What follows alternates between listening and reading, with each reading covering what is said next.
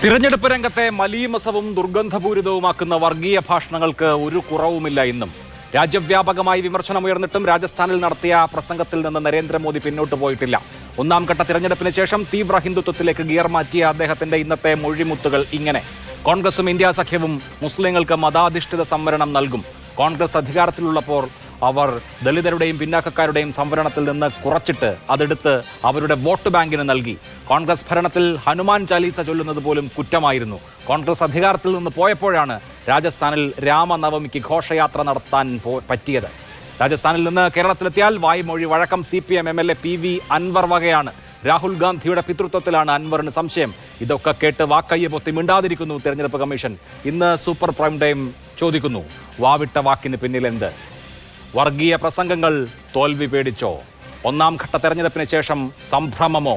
തെരഞ്ഞെടുപ്പ് കമ്മീഷൻ നോക്കുകുത്തിയോ? ഈ ചർച്ചയിൽ Shri KT Kunhikannan CPM, Shri KP Naushad Ali Congress, Shri Sandeep Warrier BJP എന്നിവർ. ചർച്ചയിലേക്ക് ആദ്യം ശ്രീ KT കുഞ്ഞിക്കണ്ണൻ. PV അൻവറിന്റെ ഈ അധമ ഭാഷണങ്ങൾ കേട്ട് ചെവി പൊത്തിയിരിക്കുകയാണ് മലയാളികളൊക്കെ. പിണറായി വിജയൻ പറയാൻ പറ്റാത്ത കാര്യങ്ങളൊക്കെ PV അൻവറിനെ കുറിച്ച് PV അൻവറിനെ കൊണ്ട് പറയിപ്പിക്കുന്നതാണോ?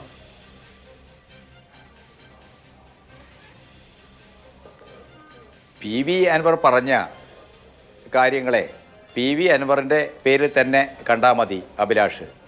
അത് പിണറായി വിജയൻ്റെ പേരിൽ ആരോപിക്കണ്ട. PV അൻവർ പറഞ്ഞത് എന്താണ്? കോൺഗ്രസിൻ്റെ നെഹ്റുവിയൻ പാരമ്പര്യം പൂർണ്ണമായി കൈയൊഴിഞ്ഞ് അതുമായിട്ട് യാതൊരു ബന്ധവുമില്ലാത്ത ആ ജനിതക ഗണനയിൽപ്പെട്ട ഒരാളാണോ ഈ രാഹുൽ ഗാന്ധി? അദ്ദേഹത്തിൻ്റെ ഭാഷയിൽ DNA പരിശോധിക്കണമെന്നൊക്കെ ഉള്ളത് അദ്ദേഹത്തിൻ്റെ അഭിപ്രായമാണ്. അത് ഞങ്ങളാരുടെ അഭിപ്രായമല്ല. പക്ഷേ ഞങ്ങൾക്ക് എല്ലാവർക്കും ഒരു അഭിപ്രായമുണ്ട്. അഭിലാഷ് ഉൾപ്പെടെയുള്ള ആളുകൾ മനസ്സിലാക്കേണ്ട ഒരു കാര്യമുണ്ട്.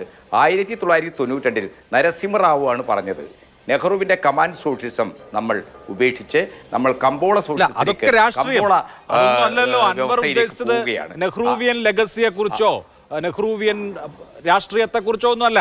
അൻവർ പച്ചക്കല്ലേ പറഞ്ഞത്. DNA പരിശോധിച്ച് നോക്കണം എന്ന് പറഞ്ഞാൽ എന്താണ് എന്ന് കേൾക്കുന്ന എല്ലാ ആളുകൾക്കും അറിയാം. അത് പിണറായിയിൽ കെട്ടിവെക്കേണ്ടെന്ന് താങ്കൾ പറഞ്ഞു. ഈ വാക്കുകളെ കുറിച്ച് മുഖ്യമന്ത്രിയോട് രാവിലെ അൻവറാണ് ചർച്ച ചെയ്യുന്നതെങ്കിൽ അൻവർ ആ പ്രസംഗത്തിൽ പറഞ്ഞത് അല്ല അഭിലാഷേ, അൻവറാണ് നമ്മൾ ഈ ചർച്ചയിൽ അൻവറെ കൊണ്ടുവരേണ്ട ഒരു ആവശ്യമില്ല. അൻവർ പറഞ്ഞത് ചർച്ചയിലെ എല്ലാവരെയും കൊണ്ടുവരാം. രാഹുൽ ഗാന്ധിക്ക് യാതൊരു ബന്ധവുമില്ല. അതിലൊരു DNA പരിശോധന അത് അൻവറിൻ്റെ അഭിപ്രായമാണ്. ഞങ്ങൾക്കാർക്കും അഭിപ്രായമില്ല. ഞങ്ങൾ വളരെ കൃത്യമായിട്ട് ഈ നെഹ്റുവിൻ്റെ പാരമ്പര്യം കൈയൊഴിഞ്ഞ മതനിരപേക്ഷ നിലപാടുകൾ ഉപേക്ഷിച്ച ഹിന്ദുത്വ അജണ്ടയുമായി സമരസെട്ട് പോകുന്ന BJPയുടെ തന്നെ ഏതെങ്കിലും രീതിയിലുള്ള ഏജൻസി പണിയാണോ ഈ കോൺഗ്രസിൻ്റെ നേതാക്കൾ എടുക്കുന്നത് എന്ന് സംശയിക്കുന്ന സംഭവങ്ങൾക്കാണ് കഴിഞ്ഞ കാലങ്ങളിൽ ഈ രാജ്യം സാക്ഷ്യം വഹിച്ചത്. അതായത് ഹിന്ദുത്വ അജണ്ടയോട് കൃത്യമായ നിലപാടെടുത്ത് പോരാടാൻ തയ്യാറായില്ല. CAA സ്വന്തം പ്രകടന പത്രികയിൽ പോലും വെക്കാനുള്ള ധൈര്യമില്ലാത്തൊരു പ്രസ്ഥാനം, ഭൂരിപക്ഷ വോട്ട് തങ്ങൾക്കെതിരാകുമോ എന്ന് ചിന്തിച്ച് രാമക്ഷേത്ര പ്രാണപ്രതിഷ്ഠ അവസ്ഥ ഈ രാജ്യത്തുണ്ടായി. അതൊക്കെ കോൺഗ്രസിനെ കുറിച്ചുള്ള നിങ്ങളുടെ രാഷ്ട്രീയ വിമർശനങ്ങൾ. കോൺഗ്രസിന് തിരിച്ച് നിങ്ങളോടും രാഷ്ട്രീയ വിമർശനം ഉണ്ടാകും. അതൊരു സംവാദത്തിന്റെ ഭാഷയാണ്, മര്യാദയാണ്, അതിൽ കുഴപ്പമില്ല. രാജീവ് ഗാന്ധിയുടെ മകനാണോ രാഹുൽ ഗാന്ധി എന്ന് എനിക്ക് സംശയമുണ്ട് എന്ന് തന്നെയാണ് PV അൻവർ പറഞ്ഞിരിക്കുന്നത്. അപ്പോൾ അങ്ങനെ ഒരാൾ പറഞ്ഞാൽ ഏറ്റവും കുറഞ്ഞത് അതിനെ തള്ളിപ്പറയാൻ, അങ്ങനെ പറയാൻ പാടില്ലായിരുന്നു പറയാനുള്ള ബാധ്യത കേരളത്തിലെ മുഖ്യമന്ത്രിക്കില്ലേ? കേരളത്തിലെ മുഖ്യമന്ത്രിയോട് ഇക്കാര്യം ചോദിച്ചപ്പോൾ അദ്ദേഹം പറഞ്ഞത് അങ്ങോട്ട് പറഞ്ഞാൽ തിരിച്ചും പറയും എന്നാണ്. അല്ലാതെ നിങ്ങളുടെ പാർട്ടി സെക്രട്ടറി തള്ളിപ്പറഞ്ഞോ? CPIM പാർട്ടി തള്ളിപ്പറഞ്ഞോ? ഏതെങ്കിലും ഒരു ഘടകം തള്ളിപ്പറഞ്ഞോ? ഇല്ല. നിങ്ങൾ അതിനെ ഓൺ ചെയ്യുന്നു എന്നല്ലേ സ്വാഭാവികമായും അതിന്റെ അർത്ഥം? അല്ല, അത് ഞങ്ങളെപ്പോലുള്ള ആൾക്കാർ അതിനെ ഓൺ ചെയ്യുന്ന ആൾക്കാരാന്ന് അഭിലാഷ് എങ്ങനെയാ അങ്ങ് പ്രഖ്യാപിക്കുക? ചോദിച്ചല്ലോ, എന്നിട്ട് തള്ളി പറഞ്ഞില്ലല്ലോ. രാഷ്ട്രീയ പാരമ്പര്യം വിട്ടു, അതിന്റെ ദേശീയ പാരമ്പര്യം വിട്ടു. മുഖ്യമന്ത്രി നിങ്ങൾ ചോദിക്കുമ്പോൾ തന്നെ മുഖ്യമന്ത്രി അതെടുത്ത് പറയണം. മുഖ്യമന്ത്രി പറഞ്ഞ എന്താണ്? രാഹുൽ ഗാന്ധി വളരെ തരംതാണ് സംസാരിച്ച ആളാണ്. കേരളം പോലെ ഒരു സംസ്ഥാനത്ത് വന്ന് ഇന്ത്യ മുന്നണിക്ക് നേതൃത്വം കൊടുക്കുന്ന ഒരു പാർട്ടിയുടെ മുഖ്യ പ്രതിപക്ഷത്തിന്റെ നേതാവ് എന്തുകൊണ്ടാണ് ED പിണറായി വിജയനെ അറസ്റ്റ് ചെയ്യാത്തത് എന്ന് ചോദിക്കുന്നതിൻ്റെ അനൗചിത്യമുണ്ട്. ഈ രാജ്യത്ത് പല സംസ്ഥാന മുഖ്യമന്ത്രിമാരെയും നമ്മുടെ ഫെഡറൽ തത്വങ്ങളെ ആകെ ചവിട്ടി മെതിച്ചുകൊണ്ട് കേന്ദ്ര ഏജൻസികൾ ഉപയോഗിച്ച് BJP വേട്ടയാടുന്ന ഒരു സന്ദർഭത്തിൽ BJPയുടെ നാക്കായിട്ട് രാഹുൽ ഇവിടെ വന്ന് സംസാരിക്കാമോ? അല്ലെങ്കിൽ കേരളത്തിന്റെ ഒരു പ്രത്യേക സവിശേഷ രാഷ്ട്രീയത്തിൽ BJPയുടെ കൂടെയാണോ കേന്ദ്ര ഏജൻസികളെ ഉപേക്ഷിച്ച് സംസ്ഥാന സർക്കാരുകളെയും അത് നേതൃത്വം കൊടുക്കുന്ന ഭരണാധികാരികളെയും വേട്ടയാടുക എന്ന BJPയുടെ അജണ്ടയിലാണോ രാഹുൽ ഗാന്ധി? അതാണ് വ്യക്തമാക്കേണ്ടത്. രാഷ്ട്രീയം നമുക്ക് സംസാരിക്കാം, മറ്റ് വ്യക്തിപരമായ ഇത്തരം കാര്യങ്ങളോടൊന്നും നമുക്കാർക്ക് യോജിപ്പില്ല. താങ്കൾ യോജിക്കുന്നില്ലെങ്കിൽ നല്ലത്, അത്രയും നല്ലത്, സ്വാഗതാർഹം. ആരും യോജിക്കാതിരിക്കട്ടെ, എല്ലാവരും തള്ളി പറയട്ടെ. ശ്രീ KP നൗഷാദ് അലി, അത് PV അൻവറിന്റെ മാത്രം വാദമാണ്. ഞങ്ങൾ ആരും യോജിക്കുന്നില്ല, ഞങ്ങൾ പറയുന്നത് രാഷ്ട്രീയമാണെന്നാണ് ഇപ്പോൾ CPM പ്രതിനിധി ഈ ചർച്ചയിൽ പറയുന്നത്. ബോധ്യമുണ്ടോ അത്? അഭിലാഷ്, ഇവിടെ പിണറായി വിജയൻ രാഹുൽ ഗാന്ധിക്കെതിരെ കോൺഗ്രസിനെതിരെ മലം വാരി എറിയുകയാണ്. അതിന് പിണറായി വിജയൻ ഉപയോഗിച്ചൊരു കയ്യുറ മാത്രമാണ് PV അൻവർ. അല്ലെങ്കിൽ പിണറായി വിജയൻ പത്രസമ്മേളനത്തിൽ അൻവറിനെ തള്ളിപ്പറയണമായിരുന്നു. അതുണ്ടാവാത്ത സ്ഥിതിക്ക് അടിവരയിട്ട് നമുക്ക് പറയാം പിണറായി വിജയൻ്റെ കയ്യുറ മാത്രമാണ്. കാരണം വിസർജ്യ വസ്തുക്കളൊക്കെ നേരിട്ട് കൈകൊണ്ട് പെറുക്കാൻ ആളുകൾക്ക് മടിയുണ്ടാകും, അതിനുവേണ്ടി ഉറകൾ ഉപയോഗിക്കും. അത് മാത്രമാണ് PV അൻവർ. ഇവിടെ PV അൻവറിനെ കുറിച്ചൊന്നും ഞാൻ ചർച്ച ചെയ്യാൻ ഉദ്ദേശിക്കുന്നില്ല. ഉദരനിമിത്തം ബഹുകൃത വേഷമാടിയ രാഷ്ട്രീയ പരാന്നഭോജിയായ ഒരു അന്തസ്സാര ശൂന്യനായ ഒരു അശ്ലീലം എന്നതിൻ്റെ അപ്പുറത്ത് അൻവറിന് മറ്റ് പ്രത്യേകതകളൊന്നുമില്ല. അതുകൊണ്ട് ഞാൻ അദ്ദേഹത്തിലേക്ക് കൂടുതൽ കടക്കുന്നില്ല. ഇവിടെ നിങ്ങൾ നോക്കൂ, രാഹുൽ ഗാന്ധിയെയും കോൺഗ്രസിനെയും മോഡി കടന്നാക്രമിക്കുകയാണ്. എല്ലാ സീമകളും ലംഘിച്ചുകൊണ്ട് വർഗീയതയുടെ പാരമ്യം അത്ര വലിയ പദവിയിലിരിക്കുന്ന പ്രധാനമന്ത്രി നേരിട്ടങ്ങ് ഉപയോഗിക്കുകയാണ്. അദ്ദേഹം കോൺഗ്രസ് മുസ്ലിങ്ങളെ പ്രീണിപ്പിക്കുന്നു, മുസ്ലിങ്ങൾക്ക് അനർഹമായി കൊടുക്കുന്നു, OBCയെയും ദളിതനെയും ഒഴിവാക്കി അതും കൂടി മുസ്ലിങ്ങൾക്ക് എടുത്തു കൊടുക്കുന്നു, മാനിഫെസ്റ്റോയിൽ അങ്ങനെയുണ്ട് ഇങ്ങനെയുണ്ട് എന്നൊക്കെ പച്ചക്കള്ളം അദ്ദേഹത്തിൻ്റെ ഈ സ്ഥലജല വിഭ്രാന്തിയിൽ, ഈ പരാജയ ഭീതിയിൽ അദ്ദേഹം എഴുന്നള്ളിക്കുകയാണ്. അത്തരമൊരു സാഹചര്യത്തിൽ രാഹുൽ ഗാന്ധിക്കോ കോൺഗ്രസിനോ ഐക്യദാർഢ്യമൊന്നും CPM പ്രഖ്യാപിക്കേണ്ട. മൗനം കൊണ്ടെങ്കിലും മോദിയെ എതിർക്കാൻ കേരളത്തിലെ CPMഉം പിണറായി വിജയനും തയ്യാറാകണമായിരുന്നു.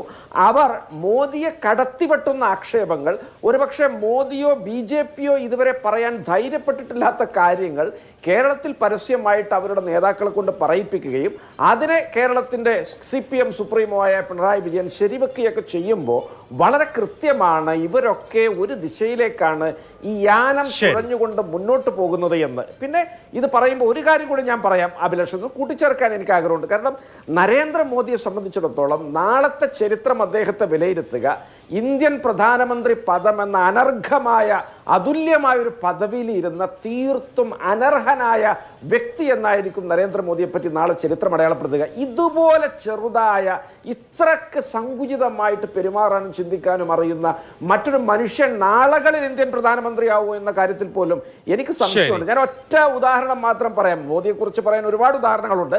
അദ്ദേഹം 2017 ഗുജറാത്ത് തെരഞ്ഞെടുപ്പിന്റെ വേളയിൽ അവിടെ അദ്ദേഹം പ്രസംഗിച്ചത് അഹമ്മദ് പട്ടേലിനെ മുഖ്യമന്ത്രിയാക്കാൻ വേണ്ടി പാകിസ്ഥാന്റെ ആർമി ജനറലായ അർഷദ് റഫീഖും പാകിസ്ഥാന്റെ വിദേശകാര്യമന്ത്രിയായ ഖുർഷിദ് മുഹമ്മദ് കസൂരിയും ചേർന്നൊരു തന്ത്രമുണ്ടാക്കി മണിശങ്കര അയ്യരുടെ വസതിയിൽ വെച്ചതിന്റെ ഗൂഢാലോചന നടന്നു. ആ പാക് ഹൈക്കമ്മീഷണറും മൻമോഹൻ സിംഗും ഹാമിദ് അൻസാരിയും അതിനകത്ത് പങ്കെടുത്തു എന്ന് പ്രസംഗിച്ച മനുഷ്യനാണ് ഇന്ത്യൻ പ്രധാനമന്ത്രി. ആ പദവിയിലിരുന്നുകൊണ്ട് പിന്നീട് അത് അനൗപചാരിക വിവരത്തിന്റെ പേര് പറഞ്ഞതാണ് എന്ന് പറഞ്ഞ് കൈ കഴുകുകയും ചെയ്തു. അപ്പൊ ഇതാണ് ഇന്ത്യൻ പ്രധാനമന്ത്രിയുടെ ഗൗരവം. ചന്ദ്രലേഖ എന്ന സിനിമയിൽ 100 എന്ന ശ്രീനിവാസന്റെ ഒരു ജ്യൂസടി കഥാപാത്രം കമ്പനിയുടെ MD കസേരയിൽ ചെന്നിരിക്കുന്നുണ്ട്. അതിനെ അനുസ്മരിപ്പിക്കുകയാണ് നരേന്ദ്രമോദി. ഇന്ത്യയെ ഓർത്ത് കേഴുകയല്ലാതെ മറ്റു മാർഗമില്ല. ആ മോഡിക്ക് ഐക്യദാർഢ്യപ്പെടുന്ന CPMകാരെ എത്തരത്തിൽ കൈകാര്യം ചെയ്യണമെന്ന് കേരളത്തിലെ ജനങ്ങൾ തീരുമാനിച്ചിട്ടുണ്ട്.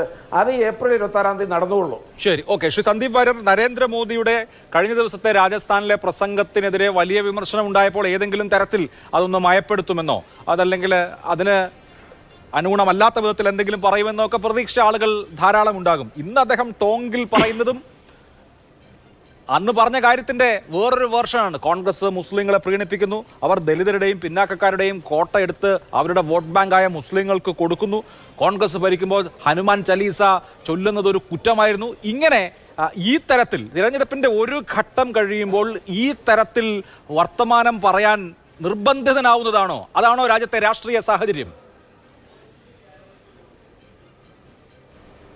അഭിലാഷ്, തടസ്സപ്പെടുത്താതെ കുറച്ച് സമയം തരണം. കാരണം വലിയ ആക്ഷേപമാണല്ലോ ഉന്നയിച്ചിട്ടുള്ളത്. ആ മറുപടിക്ക് മുൻപായിട്ട് ഇവിടെ കോൺഗ്രസിൻ്റെ പ്രതിനിധി സൂചിപ്പിച്ചതിൽ അവസാനത്തെ ഭാഗം അത് പ്രധാനമന്ത്രിയെ ആക്ഷേപിക്കുന്നതും അവഹേളിക്കുന്നതുമാണെന്ന് പറയാതെ വയ്യ.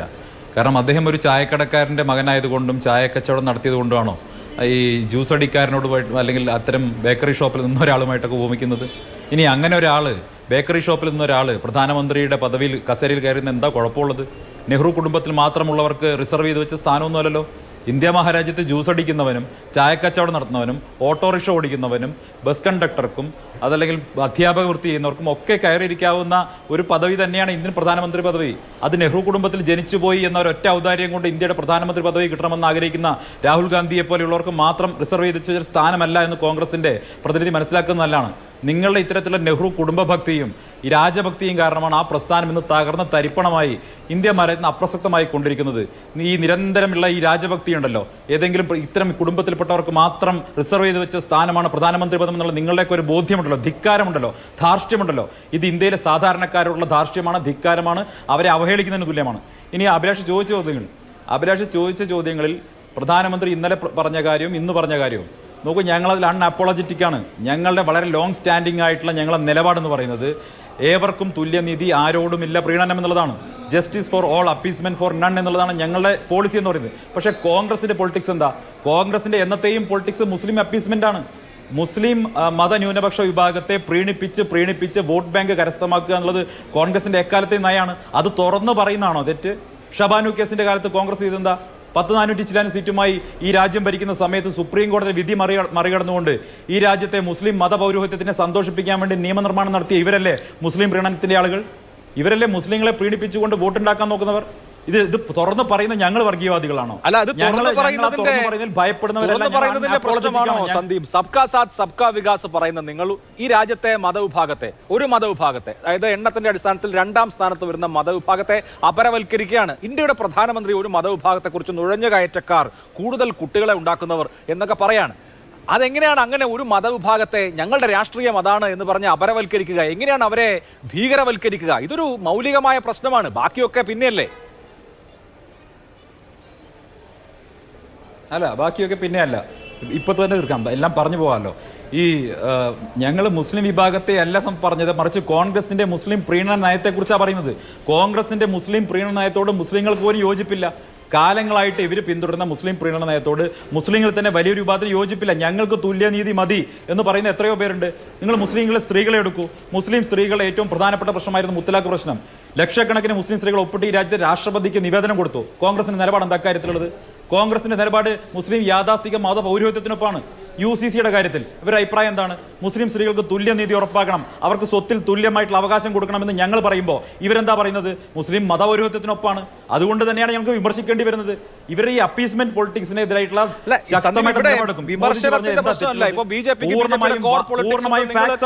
വിമർശിക്കും. അതൊക്കെ സ്വാഭാവികം. ഇതൊക്കെ ഈ പറഞ്ഞ പൊളിറ്റിക്സ് BJPയുടെ DNA യിലുള്ളതാണ്. എനിക്ക് അക്കാര്യത്തിൽ തർക്കമൊന്നുമില്ല. പക്ഷേ ഒരു തെരഞ്ഞെടുപ്പ് വേളയിൽ നോക്കൂ, ഇന്ത്യ ലോകത്തെ ഏറ്റവും വലിയ 3ാമത്തെ മുസ്ലിം പോപ്പുലേഷൻ ഉള്ള രാജ്യമാണ്. പാകിസ്ഥാനും ഇന്തോനേഷ്യയും കഴിഞ്ഞാൽ ഏറ്റവും കൂടുതൽ മുസ്ലിങ്ങൾ ഇന്ത്യയിലാണുള്ളത്.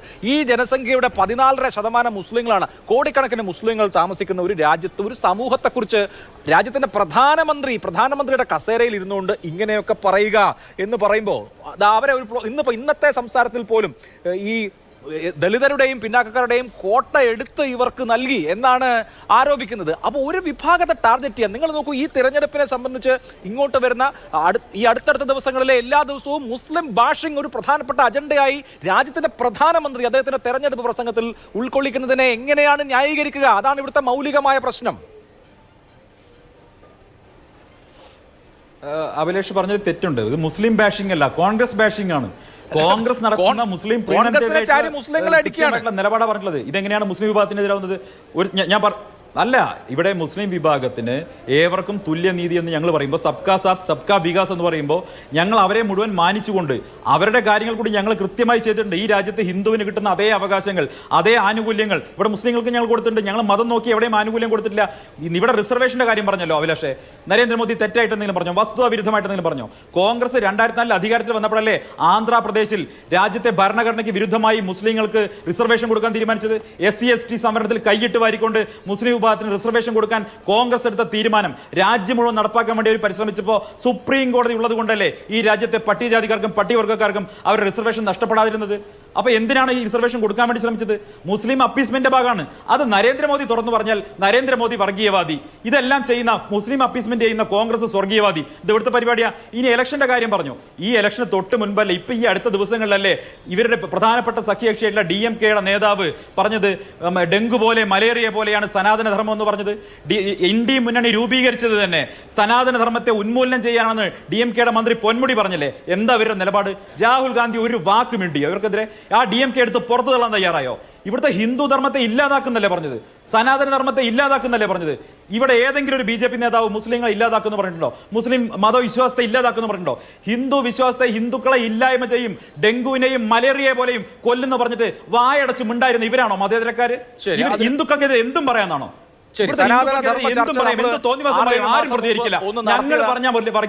എന്താണ് സനാതനധർമ്മം എന്ന് മാരൻ ഈ ഉദയനിധി ഉദ്ദേശിച്ചതെന്ന് തുടങ്ങിയ കാര്യങ്ങളൊക്കെ ഒരുപാട് ചർച്ച ചെയ്തതാണ്. ഞാൻ ഈ വിഷയത്തിലേക്ക് വന്നാൽ ശ്രീ KT കുഞ്ഞിക്കണ്ണൻ, ഇത് മുസ്ലിം ബാഷിംഗ് അല്ല, ഞങ്ങൾ കോൺഗ്രസിനെ പറയാണ്. കോൺഗ്രസ് ഇത്രയും കാലം പ്രീണന രാഷ്ട്രീയം കളിക്കുകയായിരുന്നു, ആ പ്രീണന രാഷ്ട്രീയം ചൂണ്ടിക്കാണിക്കുകയാണ് ഉണ്ടാവുന്നത് എന്ന് പറഞ്ഞാൽ താങ്കൾ അതിനെ എങ്ങനെ മനസ്സിലാക്കും? ഞാൻ മനസ്സിലാക്കുന്നില്ലല്ലോ.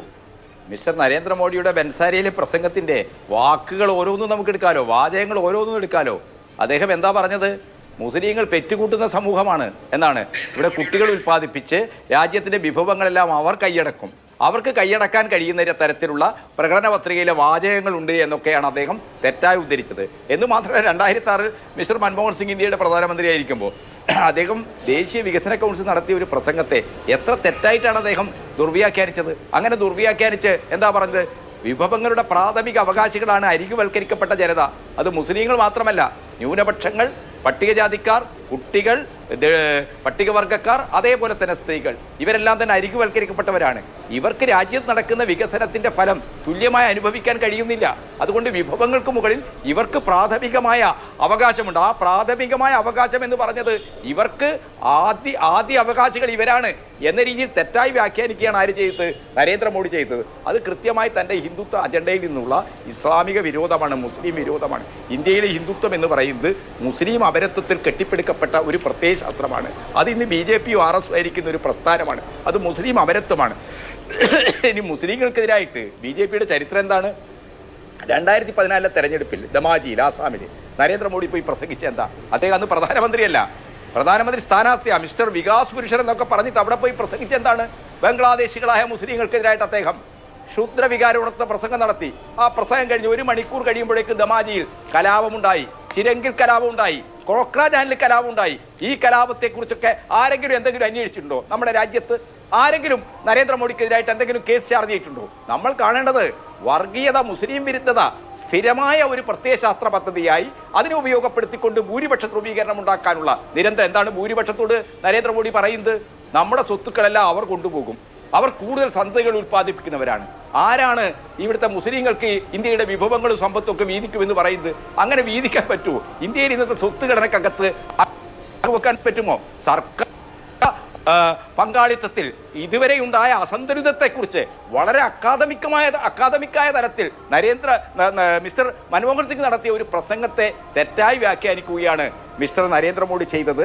അത് വളരെ അപകടകരമായ ഒരു വിദ്വേഷ പ്രസംഗമാണ്. ആ വിദ്വേഷ പ്രസംഗം എല്ലാ വിഷയങ്ങളെയും വർഗീയമായി വിഷലിപ്തമാക്കുന്ന ഈ നരേന്ദ്രമോദിയുടെ BJPയുടെ ഒരു രാഷ്ട്രീയ അജണ്ടയാണ്. ആ രാഷ്ട്രീയ അജണ്ട പരസ്യമായിട്ട് ഇതുപോലുള്ളൊരു ചാനൽ ചർച്ചയിൽ ഈ കേരളത്തിൽ സന്ദീപ് വാര്യരെ പോലുള്ള ഒരാൾക്ക് പറയാൻ പറ്റില്ല. അതുകൊണ്ടാണ് ഞങ്ങൾ കോൺഗ്രസിന്റെ പ്രീണന നയത്തെ വിമർശിക്കുകയാണ്. അല്ലാതെ മുസ്ലിങ്ങളോട് ഞങ്ങൾക്ക് പ്രശ്നമില്ല, ഞങ്ങൾക്കാരോടും പ്രീണനമില്ല, ഞങ്ങൾക്കാരോടും ദേഷ്യമില്ല, എല്ലാവരോടും തുല്യ. ഇതൊക്കെ വാചകമടികളാണ്. ഇത്തരം ഒതളങ്ങാ വർത്തമാനം കൊണ്ടൊന്നും ഈ രാജ്യത്തെ വിഭജിക്കുന്ന, ഈ രാജ്യത്തെ രക്തപ്പുഴ ഒഴുക്കുന്ന തരത്തിലുള്ള പ്രധാനമന്ത്രിയുടെ ഈ പ്രസ്താവനയിൽ നിന്ന് BJPക്കാർക്ക് ഒഴിഞ്ഞു മാറാൻ കഴിയില്ല. നിലപാടറിഞ്ഞതിന് ശേഷം ശരി, അവിടെ ശ്രീ നൌഷാദ് പെട്ടെന്ന്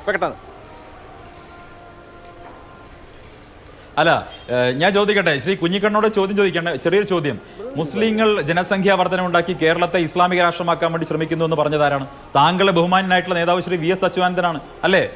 മലപ്പുറത്തെ കുട്ടികൾ കോപ്പി അടിച്ച് വലിയ വിജയം നേടുന്നു എന്ന് പറഞ്ഞതാണ് താങ്കളുടെ നേതാവ് ശ്രീ VS അച്യുതാനന്ദനാണ്. താങ്കൾക്ക് അറിയാത്ത കാര്യം തെറ്റായി ഇവിടെ ഉദ്ധരിക്കരുത്. അത് പോപ്പുലർ ഫ്രണ്ടിനെ കേരളത്തെ മുസ്ലിം രാജ്യമാക്കാൻ വേണ്ടി ശ്രമം നടക്കുന്നു എന്ന് താങ്കളുടെ നേതാവ് പറഞ്ഞോ? നിങ്ങൾ അതിനെ അനുകൂലിക്കുന്നുണ്ടോ? വി എസ് അച്യുതാനന്ദന്റെ പരാമർശത്തെ നിങ്ങൾ അനുകൂലിക്കുന്നുണ്ടോ? കേരളത്തെ മുസ്ലിം രാഷ്ട്രമാക്കാൻ വേണ്ടി ശ്രമം നടക്കുന്നു എന്ന ബി എസിന്റെ പ്രസ്താവനയോട് അനുകൂലിക്കുന്നുണ്ടോ? അതൊക്കെ ആ വീഡിയോ പൂർണ്ണമായി ഇപ്പൊ പുറത്തു വന്നതാ.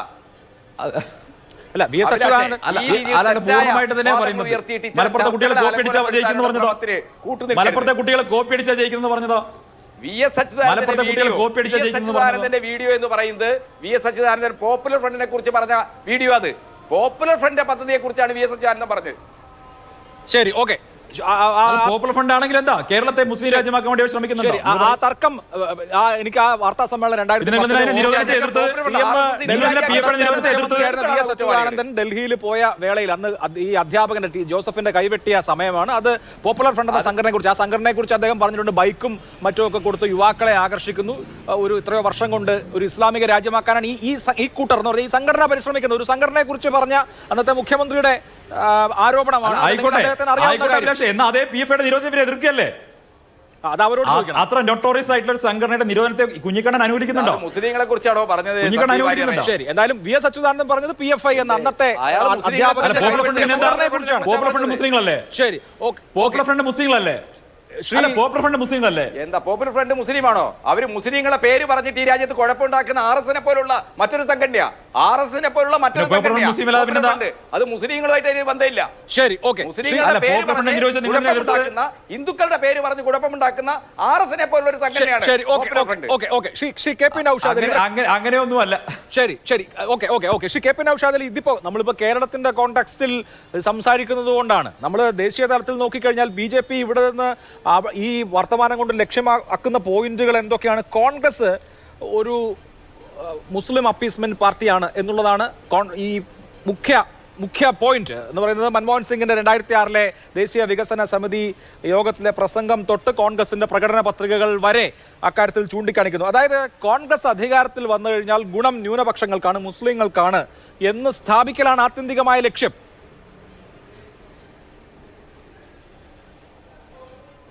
അഭിലാഷ്, ഒരു രാഷ്ട്രത്തിൻ്റെ ക്ഷേമവും പുരോഗതിയൊക്കെ പരിഷ്കൃത കാലത്ത് വിലയിരുത്തപ്പെടുന്നത് അവിടുത്തെ ന്യൂനപക്ഷങ്ങൾ, പാർശ്വവൽകൃതർ, പിന്നോക്ക വിഭാഗങ്ങൾ, പിന്നണിയിൽ നിൽക്കുന്നവരൊക്കെ എത്തരത്തിൽ വിഭവ ലഭ്യതയ്ക്ക് അർഹരാണ്, സർക്കാർ എത്തരത്തിൽ അവരെ സമീപിക്കുന്നു എന്നതുകൂടി ആശ്രയിച്ചാണ്, എന്നതുകൂടി വിലയിരുത്തിക്കൊണ്ടാണ്. അങ്ങനെ ഒരു ഘട്ടത്തിൽ സ്വാഭാവികമായിട്ടും ഈ രാജ്യത്ത് തീർച്ചയായിട്ടും മുസ്ലിങ്ങൾ ദളിതരെക്കാളുമോ അല്ലെങ്കിൽ ദളിതരോടൊപ്പമോ പിന്നോക്കക്കാരാണ് എന്ന് നിരവധി സർവേകൾ, അത് ധനകാര്യ കമ്മീഷൻ ആശ്രയിക്കുന്ന വളരെ വിശ്വാസ്യതയുള്ള നിരവധി സർവേകൾ, Mishra commission report, Sachar commission report, അങ്ങനെ പലതുവഴി രംഗത്ത് വന്നു ഒന്നാണ് തീർച്ചയായിട്ടും ദളിതരോടും ആദിവാസികളോടും ഒപ്പം അത്തരം ആളുകളെ കൂടി മുന്നണിയിലേക്കും മുഖ്യധാരയിലേക്കും കൊണ്ടുവരേണ്ടത് ഒരു സർക്കാരിൻ്റെ ആവശ്യമാണ്. എന്താണ് അതിന് തർക്കമുള്ളത്? അതിനുവേണ്ടി കോൺഗ്രസ് പ്രതിജ്ഞാബദ്ധമാണ്. അതിന് സമുദായത്തിൻ്റെ നിറമില്ല. ഇവിടെ ന്യൂനപക്ഷങ്ങളുടെ കാര്യം എടുത്താൽ മുസ്ലിം വിഭാഗമാണ് അക്കാര്യത്തിൽ കൂടുതൽ ശ്രദ്ധ അർഹിക്കുന്നത് എന്നുള്ളൊരു സത്യം. ആ സത്യത്തെ വിളംബരം ചെയ്യുന്നതിന് എന്തിനു മടിക്കുന്നു? ഇതിനെയൊക്കെ ഈ കേരളത്തിൻ്റെ കോണ്ടെക്സ്റ്റിൽ ചർച്ച ചെയ്യുമ്പോഴാണ് ഇവിടെ BJPയുടെ സ്നേഹിതൻ ഉൾപ്പെടെയുള്ള ആളുകളൊക്കെ ഇങ്ങനെ മയപ്പെടുത്തി മുസ്ലിങ്ങളെയല്ല കോൺഗ്രസിനെയാണ് എന്നൊക്കെ പറഞ്ഞ് വഴിമാറുന്നത്. കാരണം കേരളത്തിൽ ഇത്രക്ക് പച്ചയായ വർഗീയത BJPക്ക് അനുഭാവികൾ പോലും അംഗീകരിക്കുമെന്ന് എനിക്ക് തോന്നുന്നില്ല. നിങ്ങൾ ഈ നോർത്ത് ഇന്ത്യൻ ചാനലുകൾ, ഇംഗ്ലീഷ് ഹിന്ദി ചാനലുകൾ, ഞാൻ അതിനെ ദേശീയ ചാനൽ എന്ന് വിളിക്കാൻ താല്പര്യപ്പെടുന്നില്ല. ആ ചാനലുകളൊക്കെ എടുത്ത് നിങ്ങൾ പരിശോധിച്ച് നോക്കുക. അവിടങ്ങളിലൊക്കെ ആങ്കർമാരായി വന്നിരിക്കുന്ന ആളുകൾ വിളമ്പുന്ന വിഷവും അവിടെ BJP പ്രതിനിധികളായി ഇരിക്കുന്നവർ പറയുന്ന കാര്യങ്ങളൊക്കെ കേട്ട് കഴിഞ്ഞാൽ നമ്മൾ ഞെട്ടിത്തരിച്ചു നിന്ന് പോകും. നമുക്ക് പിന്നെ ആ TV ചാനൽ കാണുന്ന ആഗ്രഹം പോലും ഉണ്ടാകില്ല. അത്തരമൊരു സാഹചര്യത്തിലാണ് കേരളത്തിൽ ഈ വിഷയമൊക്കെ പ്രതിലോമകരമാണ് എന്നെങ്കിലും പറഞ്ഞ് മുന്നോട്ട് വരാൻ ഒരുപിടി ചാനലുകളും ആങ്കർമാരും BJPയുടെ പ്രതിനിധിയായി വന്നിരിക്കുന്നവർ പോലും വിഷയങ്ങളെ പൊതിഞ്ഞുകെട്ടി പറയാൻ ശ്രമിക്കുന്നതൊക്കെ കേരളത്തിൻ്റെ മാത്രം ഒരു പ്രത്യേകതയാണ്. അപ്പോൾ തീർച്ചയായിട്ടും ഈ വിഷയത്തിലൊക്കെ ഈ രാജ്യത്തൊരു ധ്രുവീകരണം ഉണ്ടാക്കുക എന്നുള്ളത് തന്നെയാണ് BJPയുടെ ലക്ഷ്യം. അവർക്ക് ഒരു പുൽവാമയെ പോലെ വീണ് കിട്ടിയ ഒന്നായിട്ട് ഇതിനെ മാറ്റുകയാണ്. ഏതായാലും മറ്റ് അത്യാഹിതങ്ങളൊന്നും ഈ രാജ്യത്ത് സത്യപാൽ മല്ലിക് പറഞ്ഞതുപോലെ സംഭവിച്ചില്ല. ഈ വിഷയം വെച്ചുകൊണ്ട് പിടിച്ചു കയറാൻ പറ്റുമോ എന്നുള്ളതാണ് അവരുടെ ശ്രമം. ആ ശ്രമത്തിന് കാരണം വളരെ കൃത്യമാണ്. ഇവിടെ ഈ സൗത്ത് ഇന്ത്യയിൽ നിന്ന് തന്നെ കോൺഗ്രസിന് ഇത്തവണ ലോക്സഭയിലുള്ള സീറ്റുകളുടെ എണ്ണം ജയിച്ചു കയറാൻ കഴിയുമെന്ന മട്ടിലുള്ള വിശ്വാസ്യതയെ സാധ്യതയേറിയ പല സർവേ റിപ്പോർട്ടുകളും വിവരണങ്ങളും ഒക്കെ വരുന്നുണ്ട്. രാജ്യത്താകമാനം ഹിന്ദു മുസ്ലിം വിഭജനത്തിൻ്റെ അപ്പുറത്ത് തൊഴിലില്ലായ്മയും പട്ടിണിയും ദാരിദ്ര്യവും ജീവിത സാഹചര്യങ്ങളുടെ കുറ്റകരമായ അനാസ്ഥയും ഒക്കെ വലിയ ചർച്ചയായി വരുന്നുണ്ട്. ആ ചർച്ചയ്ക്ക് മുന്നിൽ BJP ആലില പോലെ വിറക്കുകയാണ്. പല സ്ഥാനാർത്ഥികളും പരാജയ ഭീതിയിലാണ്.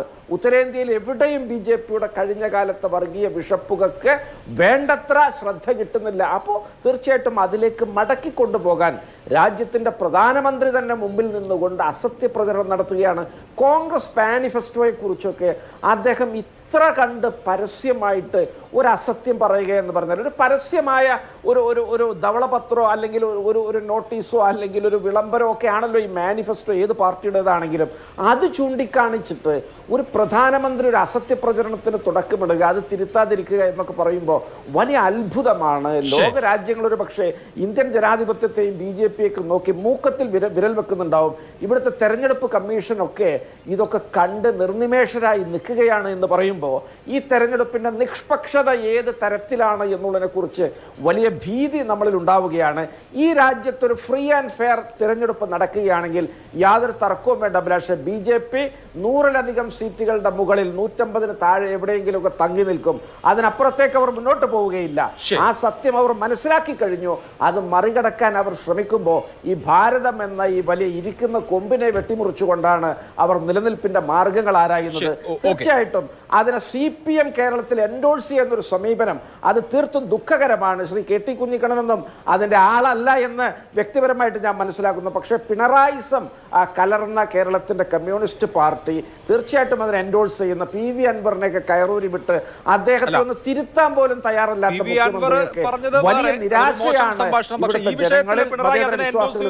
വളരെ ശക്തമായി 2 ദിവസവും അതിനെതിരെ സംസാരിച്ചു. ഞാൻ കേരളത്തിലേക്ക് വരുന്നതിന് മുമ്പ് ശ്രീ സന്ദീപ് വാര്യർ, ഇപ്പോൾ താങ്കൾ പറഞ്ഞ ഒരു കാര്യം ശരിയാണ്. ഇത് BJPക്കാർ മുമ്പും പറഞ്ഞിട്ടുള്ള കാര്യമാണ്. മോദി തന്നെയും ഇത്തരത്തിലുള്ള വാക്കുകൾ പറഞ്ഞിട്ടുണ്ട്, RSSും പറഞ്ഞിട്ടുണ്ട്. അപ്പോൾ ഇതിപ്പോൾ ഇതം പ്രഥമമായി എന്തോ പറയുന്നു എന്ന അത്ഭുതമൊന്നുമില്ല. പക്ഷേ എന്തിന് ഇപ്പോൾ പറയുന്നു എന്നുള്ളത് കുറച്ച് അത്ഭുതകരമാണ്. കാരണം നമ്മളിപ്പോൾ ഈ ഇലക്ഷനറിങ് തുടങ്ങിയിട്ട് തന്നെ ഇത്രയും നാളായല്ലോ. ഒന്നാം ഫേസ് കഴിഞ്ഞതിന് ശേഷം 108 സീറ്റുകളിൽ തെരഞ്ഞെടുപ്പ് നടന്നതിന് ശേഷം ഗിയർ ഷിഫ്റ്റ് ചെയ്യുന്നത് എന്തിന് എന്ന സംശയം ഇപ്പോൾ എല്ലായിടത്തും ഉണ്ട്. ഇന്നിപ്പോൾ പ്രതാപ് ഭാനു മേത്ത എഴുതിയതുപോലെ ഒരു 400 സീറ്റൊക്കെ നേടുന്ന തെരഞ്ഞെടുപ്പിലുള്ള ഒരു തരത്തിലുള്ള ഒരു തരംഗം, ഒരു സർജില്ല, യൂഫോറിയ ആബ്സെന്റ് ആണ്. അപ്പോൾ കാര്യങ്ങൾ പന്തിയല്ല എന്നൊരു തോന്നലാണോ പെട്ടെന്ന് ഗിയർ ഷിഫ്റ്റ് ചെയ്തിട്ട് കാര്യങ്ങൾ മാറ്റുന്നത്? അഭിലാഷ്, അതിനു മുമ്പ് ശ്രീ KT കുഞ്ഞിക്കണ്ണൻ, അദ്ദേഹം വളരെ സീനിയർ നേതാവാണ്. അദ്ദേഹം ഇപ്പോൾ നേരത്തെ പറഞ്ഞത് ശ്രീ VS അച്യുതാനന്ദൻ ഉദ്ദേശിച്ചത് പോപ്പുലർ ഫ്രണ്ട് ഓഫ് ഇന്ത്യയെ കുറിച്ചായിരുന്നു. പോപ്പുലർ ഫ്രണ്ട് ഓഫ് ഇന്ത്യ കേരളത്തിൽ ഇസ്ലാമിക രാഷ്ട്രം സൃഷ്ടിക്കാൻ വേണ്ടി പരിശ്രമിക്കുന്നു എന്നാണ് VS പറഞ്ഞതെന്ന് അദ്ദേഹം പറഞ്ഞു. ഞാൻ വാദത്തിന് വേണ്ടി സമ്മതിക്കാം. പക്ഷേ അതേ പോപ്പുലർ ഫ്രണ്ട് ഓഫ് ഇന്ത്യയുടെ, അഭിമന്യുവിനെ കൊന്ന പോപ്പുലർ ഫ്രണ്ട് ഓഫ് ഇന്ത്യയുടെ രാഷ്ട്രീയ രൂപമായിട്ടുള്ള SDPI വിളിച്ച ഇഫ്താർ വിരുന്നിൽ ശ്രീ KT കുഞ്ഞിക്കണ്ണൻ പങ്കെടുത്തിരുന്നോ എന്നുള്ളത് അദ്ദേഹം ഒന്ന് തുറന്നു പറയണം. ഞാൻ പറയുന്നത് കൃത്യമായിട്ട് മനസ്സിലാവുന്നുണ്ടല്ലോ. അഭിമന്യുവിനെ കൊന്ന, അഭിമന്യുവിന്റെ രക്തം കയ്യിൽ പതിപ്പിച്ച SDPIക്കാർ വിളിച്ച ഇഫ്താർ വിരുന്നിൽ അങ്ങ് പോയി ഭക്ഷണം കഴിച്ചോ? ഈ കാര്യം സഖാക്കളോടെങ്കിലും ഒന്ന് വെളിപ്പെടുത്തണം. നിങ്ങൾക്ക് എന്തുകൊണ്ടാണ് SDPI സ്നേഹം? നിങ്ങൾക്ക് എന്തുകൊണ്ടാണ് പോപ്പുലർ ഫ്രണ്ട് സ്നേഹം? നിങ്ങൾ എന്തുകൊണ്ടാണ് ഇത്തരം ഭീകരവാദികളുമായി ചങ്ങാത്തം ചേരുന്നതെന്ന് അഭിമന്യുവിന്റെ കൂട്ടുകാരെങ്കിലും മനസ്സിലാക്കട്ടെ, അവരുടെ വീട്ടുകാരും നാട്ടുകാരുമെങ്കിലും മനസ്സിലാക്കട്ടെ. എന്തുകൊണ്ടാണ് പോപ്പുലർ ഫ്രണ്ടിന്റെ പ്രതികളെ പിടികൂടാൻ വൈകിപ്പോയത് എന്നുള്ള കാര്യമൊക്കെ ജനങ്ങൾ മനസ്സിലാക്കട്ടെ. ഞാൻ അത്ര ആ കാര്യത്തിൽ പറയുന്നുള്ളൂ. മറ്റൊരു കാര്യം, ഇവിടെ കോൺഗ്രസിന്റെ പ്രതിനിധി ചില പറഞ്ഞ ചില കാര്യങ്ങളുണ്ട്. അദ്ദേഹം പറഞ്ഞത് നരേന്ദ്രമോദി എന്തോ വസ്തുതാവിരുദ്ധമായി പറഞ്ഞു, അതല്ലെങ്കിൽ പിന്നെ അവരുടെ മാനിഫെസ്റ്റോ ഇല്ലാത്ത കാര്യം പറഞ്ഞു എന്നൊക്കെയാണ്.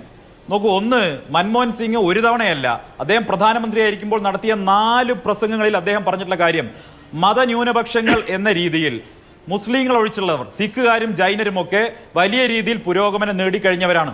അതുകൊണ്ട് അവർക്കല്ല സഹായങ്ങൾ കൊടുക്കേണ്ടത്, പർട്ടിക്കുലർലി മുസ്ലിം കമ്മ്യൂണിറ്റിക്കാണ് വേണ്ടത് എന്ന് ഒരു തവണയല്ല 4 തവണ പ്രസംഗിച്ച പ്രധാനമന്ത്രിയായിരുന്നു മൻമോഹൻ സിംഗ്. 4 തവണയാണ് പ്രസംഗിച്ചത്. അത് മാത്രമല്ല, കോൺഗ്രസിന്റെ മാനിഫെസ്റ്റോ എന്താ പറയുന്നത്? കോൺഗ്രസിന്റെ മാനിഫെസ്റ്റോ പറയുന്നത് ഈ ഇടതുപക്ഷത്തിന്റെ സ്വാധീനത്തിൽ, അല്ലെങ്കിൽ നമ്മുടെ അൾട്രാ ലെഫ്റ്റിസ്റ്റുകളുടെ സ്വാധീനത്തിൽ പണിക്കൊണ്ട് മാർക്സിയൻ സിദ്ധാന്തം ഇതിൽ അടിച്ചേൽപ്പിക്കാൻ ശ്രമിക്കുന്നു. രാജ്യത്തെ മുഴുവൻ ജനങ്ങളുടെയും സ്വകാര്യ സ്വത്ത് സംബന്ധിച്ച് കണക്കെടുത്ത ശേഷം ആ സ്വകാര്യ സ്വത്ത് രാജ്യത്ത് വിതരണം ചെയ്യുമെന്നാണ് കോൺഗ്രസ് പറയുന്നത്. ഇതെങ്ങനെയാണ് സാധ്യമാവുന്നത്? ഇതെങ്ങനെയാണ് അനുവദിക്കാൻ സാധിക്കുന്നത്?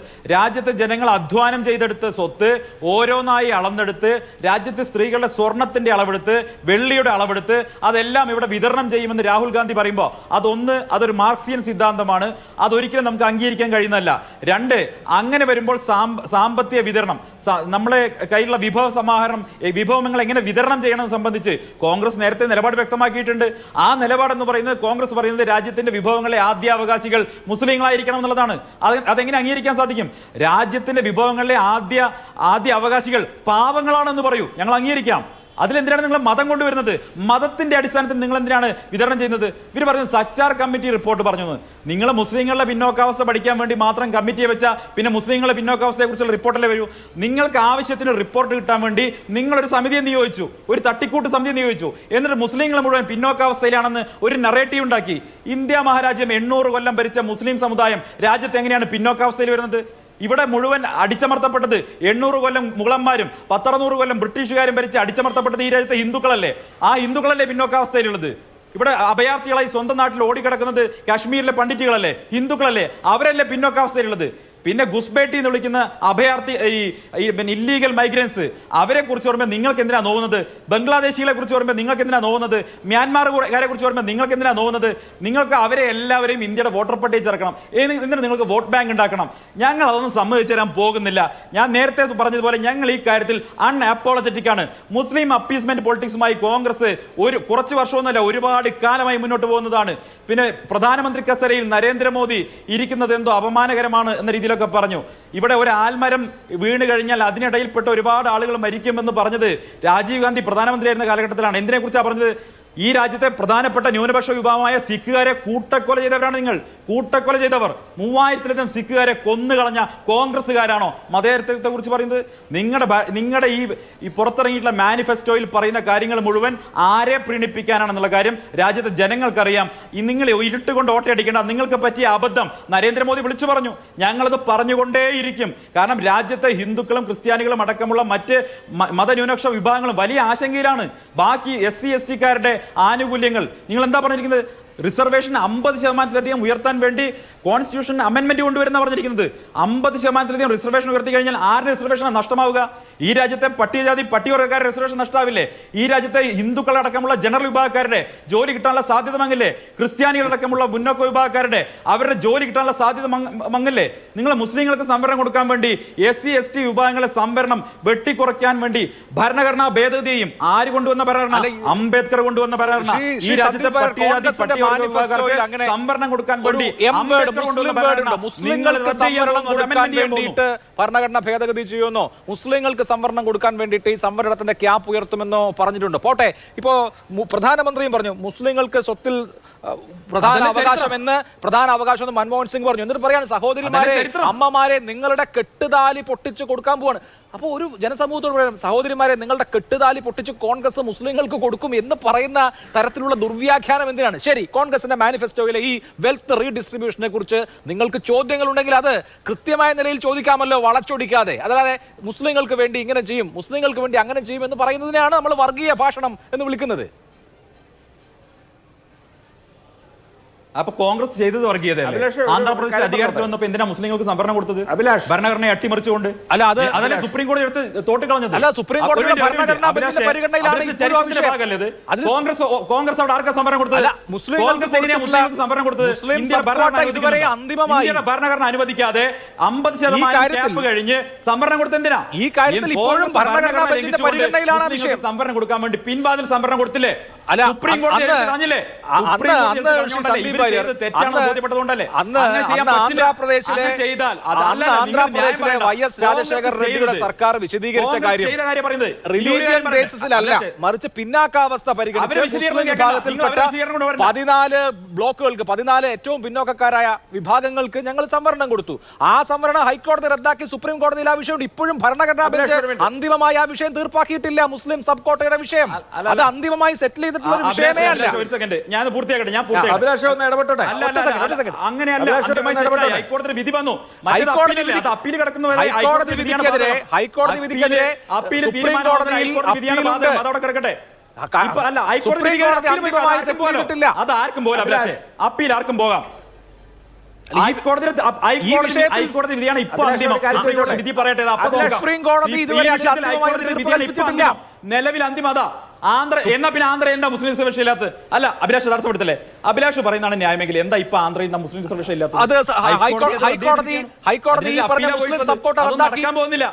ഹൈക്കോടതി മുസ്ലിം സബ് കോട്ട റദ്ദാക്കി. അതിനെതിരെ അപ്പീൽ പോയിട്ടുണ്ട്. അപ്പീൽ സ്റ്റേ അനുവദിച്ചിട്ടില്ല. പക്ഷേ ആ വിഷയം ജുഡീഷ്യലി ഫൈനൽ സെറ്റിൽമെന്റ് ആയിട്ടില്ല. സുപ്രീം കോടതി സുപ്രീം കോടതിയിൽ ഇതേ നടക്കാൻ പോകുന്നുള്ളൂ. അഭിലാഷ് ഒരു സെക്കൻഡ്, നിങ്ങളാണ് വളച്ചൊടിക്കുന്നത്. ഈ രാജ്യത്തെ ഹൈക്കോടതി ഭരണഘടനയ്ക്ക് വിരുദ്ധമായി കോൺഗ്രസ് സർക്കാർ അധികാരത്തിൽ വന്നപ്പോൾ കൊണ്ടുവന്ന മുസ്ലിം സംവരണം എടുത്തു കളഞ്ഞു. ആ മുസ്ലിം സംവരണം എങ്ങനെയാ കൊടുത്തത്? SC/ST-കാരുടെ സംവരണത്തെ അട്ടിമറിച്ചുകൊണ്ട് കൊടുത്തു. കോൺഗ്രസിന്റെ ചരിത്രത്തെ അതെങ്ങനെയാണ് SC/ST സംവരണത്തെ അട്ടിമറിച്ചുണ്ടാവുന്നത്? SC/ST സംവരണം എന്ന് പറയുന്നത് അവിടെ തന്നെ നിൽക്കുന്നുണ്ട്. അതിന് പുറമെ SC/ST സംവരണത്തിന് പുറമെയാണ് ഈ പറഞ്ഞ 4.5% സംവരണം ആന്ധ്രാപ്രദേശിൽ വന്നത്. അതെങ്ങനെയാണ് SC/ST സംവരണത്തെ അട്ടിമറിക്കൽ? അത് റിലീജിയന്റെ ബേസിലാണ് എന്ന് കണ്ട് ഹൈക്കോടതി, അവിടുത്തെ ഹൈക്കോടതി, ആന്ധ്രാപ്രദേശ് ഹൈക്കോടതി അത് റദ്ദാക്കി എന്ന് പറയുന്നത് ശരിയാണ്. അതിൽ സുപ്രീം കോടതിയിൽ ഇനിയും നിയമ പോരാട്ടത്തിന് സ്കോപ്പുണ്ട്. അഭിലാഷെ തൊടുന്യായങ്ങൾ പറയുന്നത് അഭിലാഷെ തൊടുന്യായം ഞാൻ പറഞ്ഞുതരാം. അല്ലല്ല, കോൺഗ്രസിന്റെ ആളോട് ഒരു മിനിറ്റ് കോൺഗ്രസിന്റെ ഭക്തോട് മിണ്ടായിരിക്കാൻ പറയും. ഞാൻ കാര്യം പറഞ്ഞിട്ട് നിങ്ങൾ പോയിക്കോ. ശരി, ഞാൻ പറഞ്ഞോട്ടെ. നിങ്ങൾ പറയുന്നത് തൊടുന്യായമാണ്. എന്തുകൊണ്ടാ ഈ രാജ്യത്ത് സംവരണം എന്തിനു വേണ്ടിയിട്ടാണ് ഭരണഘടനാ ശില്പികൾ വിഭാവനം ചെയ്തത്? അത് പട്ടികജാതി പട്ടികവർഗ വിഭാഗങ്ങൾക്ക് വേണ്ടിയിട്ടാണ്. അവിടെ മുസ്ലിങ്ങൾക്ക് വേണ്ടി ഭരണഘടനാ ശില്പികൾ സംവരണം വിഭാവനം ചെയ്തിട്ടില്ല. ഒന്ന്. രണ്ടാമത്തെ കാര്യം, ഈ 50% എന്ന സുപ്രീം കോടതി നമ്മുടെ ഭരണഘടന പറഞ്ഞിട്ടുള്ള സംവരണത്തിന്റെ ക്യാപ്പ് മറികടന്നുകൊണ്ട് മുസ്ലിങ്ങൾക്ക് സംവരണം കൊടുക്കാൻ വേണ്ടി കോൺഗ്രസ് ശ്രമിച്ചു എന്നുള്ളത് ചരിത്രമാണ്. അധികാരം ഉപയോഗിച്ചുകൊണ്ട് അത് വിളിച്ചു പറയാൻ ഞങ്ങൾക്ക് അവകാശമുണ്ട്. ഒന്ന്. രണ്ട്, അധികാരം കിട്ടുമ്പോഴൊക്കെ മുസ്ലിം പ്രീണനം നടത്തിയതിന്റെ ഏറ്റവും വലിയ തെളിവ് രാജ്യത്ത് അവശേഷിക്കുന്നുണ്ട്. ഷബാനു കേസിൽ ഇവർ നടത്തിയുള്ള നിയമനിർമ്മാണം അതെങ്ങനെ മറക്കാൻ പറ്റുക? അപ്പൊ അധികാരം കിട്ടിയാൽ മുസ്ലിങ്ങളെ പ്രീണിപ്പിക്കാൻ ഏതറ്റം വരെ ഇവർ പോകും. ചരിത്രം ഞങ്ങൾ പറയുമ്പോ നിങ്ങൾക്ക് എന്തിനാ പൊള്ളുന്നത്? അപ്പീലിന് അപ്പീലവിടെ കിടന്നോട്ടെ. അപ്പീലല്ല, ഹൈക്കോടതി വിധിയാണ് ഇപ്പൊ അന്തിമമായിട്ടുള്ളത്. മോദി സർക്കാരിന്റെ 10% മുന്നാക്ക സംവരണം വന്നപ്പോൾ ഈ 50% ക്യാപ്പ് മാറിയിരുന്നു. അത് സുപ്രീം കോടതി ശരിയും വെച്ചതാണ്. അപ്പോൾ 50% എന്ന് പറയുന്നത് ഒരിക്കലും മാറ്റാൻ കഴിയാത്ത ഒരു കാര്യമൊന്നുമല്ല. പറയൂ KP നൗഷാദ്, കോൺഗ്രസിന്റെ പോയിന്റ് പറയും. അഭിലാഷ്, ഇവിടെ ഇദ്ദേഹം ഈ അസത്യങ്ങൾ ആവർത്തിച്ച് പറയുകയാണ്. കാരണം ഇന്ത്യ രാജ്യത്ത് എത്രയോ സർക്കാരുകൾ ഡസൻ കണക്കിന് പിന്നോക്ക OBC ജാതികൾക്ക് പ്രത്യേക സംവരണം കൊടുത്തിട്ടുണ്ട്. അവരെ SC പട്ടികയിൽ ഉൾപ്പെടുത്തിയിട്ടുണ്ട്. മുസ്ലിങ്ങളെ അപൂർവമായിട്ട് ചില സ്ഥലങ്ങളിൽ പരിഗണിച്ചിട്ടുണ്ട്. ക്രിസ്ത്യാനികളിലെ പിന്നോക്ക വിഭാഗങ്ങളെയും ചില സ്ഥലങ്ങളിൽ പരിഗണിച്ചിട്ടുണ്ട്. ഇതൊക്കെ മറ്റാരുടെയെങ്കിലും അവകാശങ്ങൾ ഹനിച്ചിട്ടാണ് എന്നുള്ള എന്തൊരു പച്ചക്കള്ളമാണ് ഇവിടെ ഉരുട്ടിവിടുന്നത് എന്നുള്ളതിൽ എനിക്ക് അത്ഭുതമുണ്ട്. ഈ രാജ്യത്ത് പിന്നോക്കാവസ്ഥയിൽ കഴിയുന്ന ആളുകളെയൊക്കെ പരിരക്ഷിക്കുന്ന ആ ഒരു നയം പുരോഗമനാത്മകമായി ചിന്തിക്കുന്ന ഏത് സർക്കാരും എടുക്കും. ധ്രുവീകരിക്കാൻ ആഗ്രഹിക്കുന്ന BJP-ക്കാർ അതെടുക്കില്ല. പിന്നെ ഭരണഘടനയുടെ കാര്യം ആവർത്തിച്ച് പറയാണ്. ഇന്ത്യൻ ഭരണഘടന തയ്യാറാക്കുന്നതിൽ ദൈവം സഹായിച്ചിട്ട് ഒരു സംഘപരിവാരകാരൻ പോലും ഉണ്ടായിരുന്നില്ല. ഒറ്റ കാര്യം പറയാം, ഇവിടെ ഈ രാജ്യത്ത് മുസ്ലിങ്ങൾക്ക് പ്രത്യേക അസംബ്ലി മണ്ഡലങ്ങളും ലോക്സഭാ മണ്ഡലങ്ങളും വേണം എന്നൊരു ആവശ്യം വന്നപ്പോൾ അന്ന് ബീഗം ഐസിസ് റസൂൽ എന്ന UP-യിലെ മുസ്ലിം വനിതാ അംഗത്തിന്റെ നേതൃത്വത്തിലാണ് അത് വേണ്ട എന്ന് തീരുമാനിച്ചത്. ഇവിടെ ഈ രാജ്യത്ത് അത്തരത്തിലൊക്കെയുള്ള വലിയ അവകാശങ്ങളൊക്കെ ന്യൂനപക്ഷങ്ങൾക്കുണ്ടായിരുന്നു. അന്ന് ബീഗം ഐസിസ് റസൂലിന്റെ നേതൃത്വത്തിലുള്ള മുസ്ലിം അംഗങ്ങൾ കൂട്ടായി ചേർന്നാണ് ഞങ്ങൾക്ക് അങ്ങനെയൊന്നും വേണ്ട എന്ന് തീരുമാനിച്ചത്. അപ്പൊ ഈ ഭരണഘടനയൊക്കെ ദുരുപയോഗം ചെയ്ത് ഭരണഘടനയൊക്കെ തെറ്റായി വ്യാഖ്യാനിച്ച് ഇവർ അവരുടെ രാഷ്ട്രീയ താല്പര്യങ്ങളൊക്കെ നുണ പറഞ്ഞ് സ്ഥാപിച്ചൊക്കെ മുന്നോട്ട് പോകാൻ ശ്രമിക്കുമ്പോൾ വലിയ സാതാപമാണ് ചരിത്രം അറിയാവുന്ന ആളുകളെ സംബന്ധിച്ചിടത്തോളം ഉള്ളത്. ഈ രാജ്യത്തെവിടെയും ഒരു സമുദായത്തിന്റെ ആവശ്യം കവർന്നിട്ട് മറ്റൊരു സമുദായത്തിന് കൊടുത്ത ചരിത്രമില്ല. ഒരു സർക്കാരുകളും ചെയ്തിട്ടില്ല. BJP സർക്കാർ വന്നതിന് ശേഷമാണ് അത്തരത്തിലുള്ള പച്ചക്കുള്ള ധ്രുവീകരണങ്ങൾ, അരികവൽക്കരണത്തിന്റെ അപരവൽക്കരണത്തിന്റെ ഒക്കെ പാഠങ്ങൾ ലഭ്യമായി തുടങ്ങിയത്. ഇനി കോൺഗ്രസിന്റെ മാനിഫെസ്റ്റോ പറഞ്ഞല്ലോ. അഭിലാഷ്, ഒരു കാര്യം കൂടി, ഈ അഭിലാഷ് ഈ രാജ്യത്തിന്റെ സമ്പത്തിന് ഈ രാജ്യത്തെ സമ്പത്തിന്റെ 60% 2% ആളുകളുടെ കയ്യിലൊതുങ്ങി ഈ രാജ്യത്തെ മുഴുവൻ പൊതുമേഖലാ സ്ഥാപനങ്ങളും വിറ്റുതൊലച്ചു. ശരി, ഓക്കേ, രാജ്യം ഓക്കേ. വിറ്റ് അദാനിക്കും അംബാനിക്കും കൊടുത്ത ആളുകളാണ് നിങ്ങള് ബിജെപിക്കാർ. വിഷയത്തിലേക്ക് വാ, അതിൽ നിങ്ങൾ നിന്ന് വിഷയത്തിലേക്ക് ഇവിടെ വാ. റീഡിസ്ട്രിബ്യൂഷൻ ഉണ്ടാക്കും. ഇവിടെ എല്ലാവർക്കും സമ്പത്തിന്റെ വിതരണം ഉറപ്പുവരുത്തും ശരി, എന്നാണ് ഞങ്ങൾ പറഞ്ഞത്. ശരി, അല്ലാതെ ഓക്കേ, ഈ രാജ്യത്തെ ഓക്കേ. സമ്പത്തിന്റെ 60% നിങ്ങൾ യൂസഫലിയുടെ പണത്ത് എനിക്ക് തരുമോ? നിങ്ങൾ യൂസഫലിയുടെ പണത്ത് എനിക്ക് തരുമോ? ബിജെപിയുടെ അന്യായം അവസാനിപ്പിക്കും. അത് മുസ്ലിമിന് വേണ്ടിയല്ല, യൂസഫലിയുടെ പണത്ത് അത് ഈ എനിക്ക് തരുമോ? രാജ്യത്തെ മൊത്തം ജനതയ്ക്ക് വേണ്ടിയാണ്. ഓക്കേ, ഈ ഓക്കേ, കോർപ്പറേറ്റ് ഓക്കേ. യൂസഫലിയുടെ അടിമകൾ പണത്ത് എനിക്ക് തരുമോ? ശരി, ഓക്കേ, തർക്കം വിടാം. അസത്യം പ്രചരിപ്പിച്ചിട്ട് ശരി, ന്യായീകരിക്കുകയാണ്. ഓക്കെ. ശരി, ശ്രീ കെ ടി കുഞ്ഞിക്കണ്ണൻ, ഇവിടെ ഇപ്പോ കഴിഞ്ഞ ദിവസം നരേന്ദ്രമോദി ആരോപിച്ചത് അർബൻ നക്സലുകൾ, കോൺഗ്രസിനെ സ്വാധീനിക്കുന്ന അർബൻ നക്സലുകളാണ് ഇങ്ങനെ നമ്മുടെ സഹോദരിമാരുടെ മംഗല്യ സൂത്രം പൊട്ടിച്ച് കൊടുക്കാൻ നേതൃത്വം നൽകുന്നത്, അല്ലെങ്കിൽ അതിന്റെ തിങ്ക് ടാങ്കായി പ്രവർത്തിക്കുന്നത് എന്നാണ്. അപ്പോൾ കോൺഗ്രസിന്റെ മാനിഫെസ്റ്റോ അല്ലെങ്കിൽ കോൺഗ്രസിന്റെ ഐഡിയോളജി ടൂ മച്ച് മാർക്സിസ്റ്റ് ആവുന്നതാണോ, അല്ലെങ്കിൽ കൂടുതൽ ഇടതുപക്ഷ സമീപനം സ്വീകരിക്കുന്നതാണോ നരേന്ദ്രമോദിക്കും ബി ജെ പിക്കും ഒക്കെ അടിക്കാനുള്ള വടിയായി മാറുന്നത്? അല്ല, കോൺഗ്രസിൻ്റെ പ്രകടന പത്രിക വായിച്ചു നോക്കിയാൽ നമുക്ക് എല്ലാവർക്കും അറിയാലോ, വളരെ സാഹിത്യ പ്രകാശനപരമായ രീതിയിൽ സമ്പത്തിൻ്റെ പുനർവിതരണത്തെക്കുറിച്ച് അത് പറയുന്നുണ്ട്. പക്ഷേ ഇന്ത്യൻ യാഥാർത്ഥ്യത്തിനകത്ത് ഇന്ന് സമ്പത്ത് ഏറ്റവും കൂടുതൽ കേന്ദ്രീകരിക്കുകയാണ്. രാഷ്ട്രസമ്പത്തിൻ്റെ 53%, 1% അതിസമ്പന്നരിൽ കേന്ദ്രീകരിച്ചിരിക്കുന്ന ഒരു രാജ്യമാണ്. അപ്പം തന്നെ സമ്പത്തിൻ്റെ കേന്ദ്രീകരണവും മഹാഭൂരിപക്ഷം വരുന്ന ദരിദ്രരും തമ്മിലുള്ള അന്തരം എത്രത്തോളം അഗാധമായിരിക്കുന്നു. രാജ്യത്ത് ഒരു നേരത്തെ ഭക്ഷണത്തിന് ബുദ്ധിമുട്ടുന്നവരാണ് ഭൂരിപക്ഷ ജനത. ഇപ്പോൾ ഹങ്കർ ഇൻഡസ്ട്രി ഒക്കെ എടുത്തു നോക്കുമ്പോൾ 125 രാജ്യങ്ങളിൽ നമ്മൾ 111ാമതാവുകയാണ്. എന്തുകൊണ്ടാണ് ആളുകൾക്ക് പട്ടിണിക്കാരാവുന്നത്? ആവശ്യത്തിനുള്ള ഭക്ഷണം കിട്ടാത്ത എന്തുകൊണ്ടാണ്? അവർക്ക് വരുമാനമില്ല, അവർക്ക് വിഭവങ്ങളിൽ അവകാശമില്ല. അങ്ങനെ വിഭവങ്ങളൊക്കെ ഒരു ന്യൂനപക്ഷം വരുന്ന വൻകിട കോർപ്പറേറ്റുകളിൽ കുത്തക കുടുംബങ്ങളെ പ്രധാനമായിട്ടും 6-7 കുടുംബങ്ങളിൽ കേന്ദ്രീകരിച്ചിരിക്കുകയാണ്. അപ്പോൾ ഇന്ത്യൻ സാഹചര്യത്തിൽ ജനങ്ങളുടെ ജീവിതം മെച്ചപ്പെടുത്തണമെങ്കിൽ ഇങ്ങനെ കേന്ദ്രീകരിച്ചിരിക്കുന്ന സമ്പത്ത് റീഡിസ്ട്രിബ്യൂട്ട് ചെയ്യുന്നതുമായി ബന്ധപ്പെട്ട് ഒരു നയം വേണം. പക്ഷേ ആ നയത്തെക്കുറിച്ച് കോൺഗ്രസിൻ്റെ മാനിഫെസ്റ്റോ അഭിലാഷ് വായിച്ചിട്ടുണ്ടാകുമെന്ന് ഞാൻ മനസ്സിലാക്കുന്നത്. വളരെ സാഹിത്യപ്രകാശനപരമായ രീതിയിൽ ചില കാര്യങ്ങൾ പറഞ്ഞു വെച്ചു എന്നതിനപ്പുറത്ത് മൂർത്തമായ ഒരു കാര്യവും അത് പറഞ്ഞിട്ടില്ല. മൂർത്തമായി രാജ്യത്ത് ഏറ്റവും അടിയന്തരമായിട്ട് ഞങ്ങൾ കാണുന്നത് സമ്പത്തിൻ്റെ പുനർവിതരണം ഉൾപ്പെടെയുള്ള വിഷയങ്ങൾ നമുക്ക് നടപ്പാക്കണമെങ്കിൽ ആദ്യം രാജ്യത്തിൻ്റെ മതനിരപേക്ഷ സംരക്ഷിക്കണം, ജനാധിപത്യം സംരക്ഷിക്കണം. എന്റെ ചോദ്യത്തിന്റെ ക്രക്സ് എന്ന് പറയുന്നത് ഇപ്പോ സമ്പത്ത് ഇക്വിറ്റബിൾ ആയി ഡിസ്ട്രിബ്യൂട്ട് ചെയ്യണം, അല്ലെങ്കിൽ വിഭവങ്ങൾ അങ്ങനെ ചെയ്യണമെന്നൊരു കമ്മ്യൂണിസ്റ്റ് പാർട്ടി, ഒരു മാർക്സിസ്റ്റ് പാർട്ടി പ്രകടന പത്രിക ഇറക്കുന്നത് മനസ്സിലാക്കാവുന്ന കാര്യമാണ്. നിങ്ങളുടെ രാഷ്ട്രീയ നയം അതാണല്ലോ.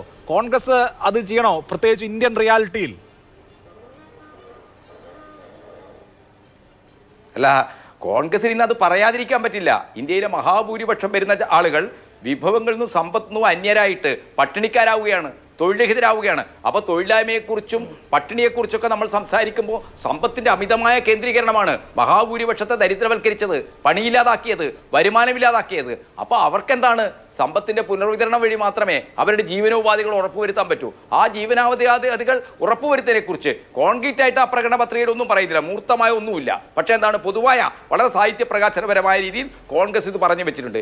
ഇവിടെ എന്താണ്, ആഭ്യന്തര ശത്രുക്കളിൽ ഒന്നാണ് മുസ്ലിങ്ങൾ, മറ്റൊന്നാരാണ് കമ്മ്യൂണിസ്റ്റുകാരാണ്. മോഡി വളരെ സമർത്ഥമായി തൻ്റെ RSS പ്രത്യയശാസ്ത്ര സംഹിതയിൽ നിന്നുകൊണ്ട് കൃത്യമായിട്ട് കോൺഗ്രസിനെ മുസ്ലിങ്ങളെ പ്രീണിപ്പിക്കുന്നു, കമ്മ്യൂണിസ്റ്റുകാരുടെ സാമ്പത്തിക നടപ്പാക്കുന്നു. ഇവിടെ തന്നെ സന്ദീപ് വാര്യർ എത്ര വികാരപരമായിട്ടാണ് സമ്പത്തിൻ്റെ പുനർവിതരണം ഒരു കുറ്റകൃത്യമാണോ?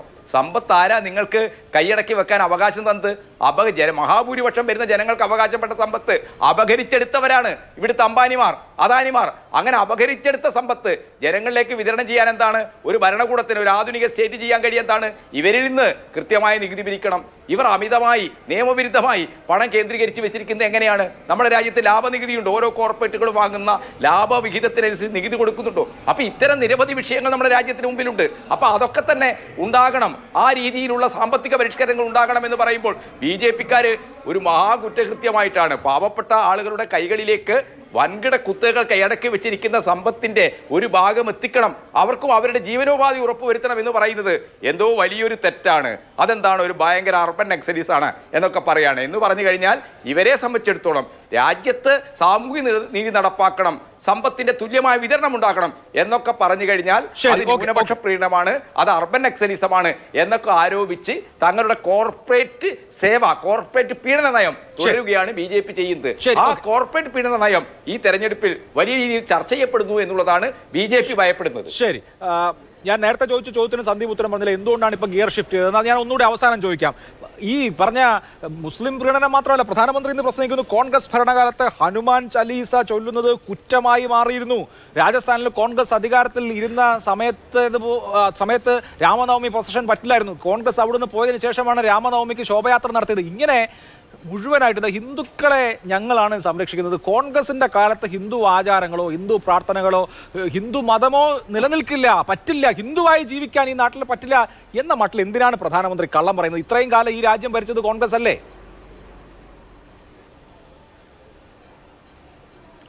പ്രധാനമന്ത്രി സത്യമല്ലേ പറഞ്ഞത്? സത്യവിരുദ്ധമായിട്ട് എന്താ പറഞ്ഞില്ല? രാജസ്ഥാനിലെ സർക്കാർ അവിടെ ഹനുമാൻ ചാലീസ ചൊല്ലുന്ന സമയത്ത് കേസെടുത്തിട്ടില്ലേ? രാമനവമി ആഘോഷങ്ങൾക്ക് നിയന്ത്രണങ്ങൾ ഏർപ്പെടുത്തിയിട്ടില്ലേ? ബംഗാളിൽ എന്താ സംഭവിച്ചുള്ളത്? അവിടെ പിന്നെ രാമനവമി ആഘോഷങ്ങൾക്ക് നേരെ എന്തൊക്കെ ആക്രമണങ്ങൾ ഉണ്ടായി? ഇതൊക്കെ കോൺഗ്രസ് ഭരിക്കുമ്പോഴും തൃണമൂൽ ഭരിക്കുമ്പോഴും നടന്നിട്ടാണ്. ഞാൻ ആ വിഷയങ്ങൾക്ക് ഉപരിയായിട്ട് ഇവിടെ ശ്രീ കുഞ്ഞിക്കണ്ണൻ സഖാവ് പറഞ്ഞ ചില കാര്യങ്ങൾക്ക് മറുപടി പറയട്ടെ. ഈ സമ്പത്തിന്റെ റീഡിസ്ട്രിബ്യൂഷൻ അല്ലെങ്കിൽ ജനങ്ങൾ തെറ്റിദ്ധരിച്ചു പോകും. അതുകൊണ്ടാണ് ഈ സമ്പത്തിന്റെ റീഡിസ്ട്രിബ്യൂഷൻ എന്നുള്ളത് ഒരു അർബൻ നക്സലിസാണെന്ന് മാത്രമല്ല, ആന മണ്ടത്തരം കൂടിയാണ്. ഈ സമ്പത്തിന്റെ റീഡിസ്ട്രിബ്യൂഷൻ നടന്നിട്ടുള്ള ഒരു രാജ്യങ്ങളും ഗതി പിടിച്ചിട്ടില്ല. പട്ടിണിയിൽ നിന്ന് കൂടുതൽ പട്ടിണിയിലേക്ക് പോയേ ചെയ്തിട്ടുള്ളൂ. ഈ സമ്പത്ത്, ഈ വെൽത്ത് ക്രിയേഷൻ എന്നുള്ളത് ഇന്ത്യ മഹാരാജ്യത്തെ ഒരു കുറ്റമല്ല. വെൽത്ത് ക്രിയേറ്റേഴ്സിനെ ബഹുമാനിക്കുകയാണ് ചെയ്യേണ്ടത്. വെൽത്ത് ക്രിയേറ്റേഴ്സ് ആണ് ഇവിടെ എംപ്ലോയ്മെന്റ് ജനറേഷൻ ചെയ്യുന്നത്. നിങ്ങൾക്ക് അംബാനിയെ പോലെ തൊഴിൽ കൊടുക്കാൻ സാധിക്കുമോ?